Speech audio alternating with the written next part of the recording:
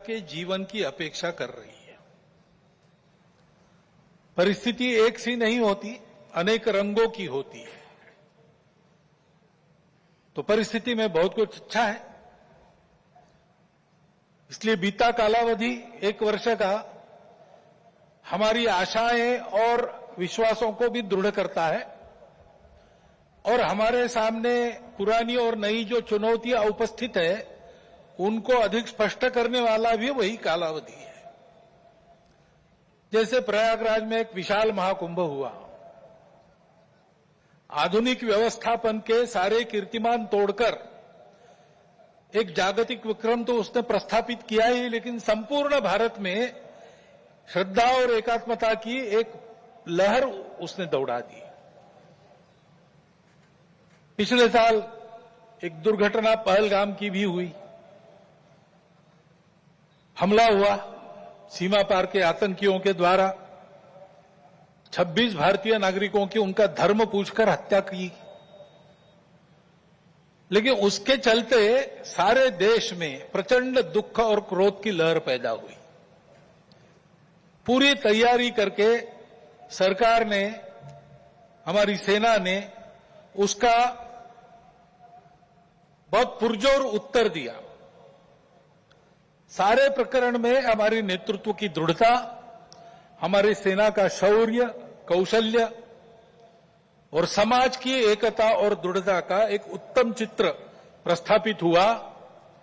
और यह भी वह घटना हमको सिखा गई कि यद्यपि हम सबके प्रति मित्रभाव रखते हैं और रखेंगे, फिर भी अपने सुरक्षा के विषय में हमको अधिकाधिक सजग रहना पड़ेगा, समर्थ बनना पड़ेगा। क्योंकि इस घटना के बाद दुनिया में विभिन्न देशों ने अपनी अपनी जो भूमिका ली, उसमें हमारी ये भी ध्यान में आया कि हमारे मित्र कौन कौन है और कहां तक है। देश के अंदर भी अशांति फैलाने वाले असंवैधानिक उग्रवादी या संविधान विरोधी कहिए उग्रवादी नक्सली आंदोलन पर शासन और प्रशासन की दृढ़ कार्रवाई भी हुई और उनके अनुभव से उनके विचारधारा का खोखलापन और उनकी क्रूरता का अनुभव होने के कारण समाज भी उनसे मोहभंग होकर विमुख हो गया। लेकिन उनका नियंत्रण तो हो जाएगा, परंतु अब ये उस क्षेत्र में एक बड़ी जो बाधा थी वो दूर होने के बाद उस क्षेत्र में न्याय की स्थापना हो, विकास वहां तक पहुंचे, सद्भावना, संवेदना और सामरस्य वहां स्थापित हो, इसके लिए समाज की भी और शासन प्रशासन की भी योजनाएं चलनी पड़ेगी।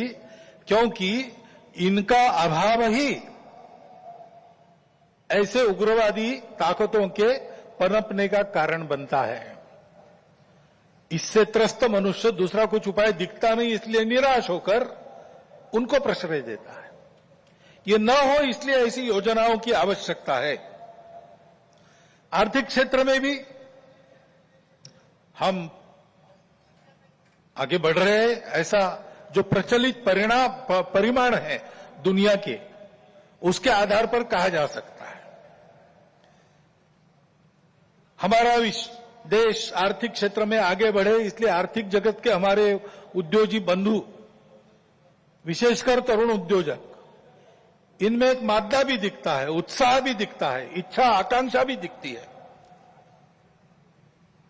परंतु ये जो प्रचलित अर्थ प्रणाली है सारी दुनिया में वही है, तो सारी दुनिया के अनुभव में उसके कुछ दोष भी आ रहे हैं। विकास के इस प्रकार के पद्धति से अमीरी और गरीबी का अंतर बढ़ता है। आर्थिक सामर्थ्य कुछ चंद हाथों में एकत्रित होता है। शोषण करने के लिए एक नया सुरक्षित तंत्र इसमें से खड़ा हो सकता है, चिंता नहीं की तो। पर्यावरण के हानि की समस्या खड़ी हो जाती है और मनुष्यों के आपसी व्यवहार में कई प्रकार की व्यापारिक दृष्टि और अमानवीयता की बातें प्रवेश कर जाती है। इन दोषों की बाधा हमें नहीं होनी चाहिए, इसलिए और इसलिए भी कि अभी हाल में अमेरिका ने जो नई टैरिफ नीति अपनाई, उनके अपने हित के लिए अपनाई होगी, लेकिन उसकी मार तो सभी पर पड़ रही है। इसलिए ये सारा परिदृश्य अथवा ये सारी प्रचलित पद्धति उस पर हम निर्भर हो जाए ऐसी नहीं है। विश्व का जीवन परस्पर निर्भरता से ही चलता है। राष्ट्रों में आपस में सब प्रकार के संबंध होने पड़ते हैं। अकेला राष्ट्र अलगाव में, आइसोलेशन में जी नहीं सकता। परंतु ये निर्भरता मजबूरी में न बदल जाए, क्योंकि वो कब बदलेगी, कैसे बदलेगी, उसका कोई पता नहीं।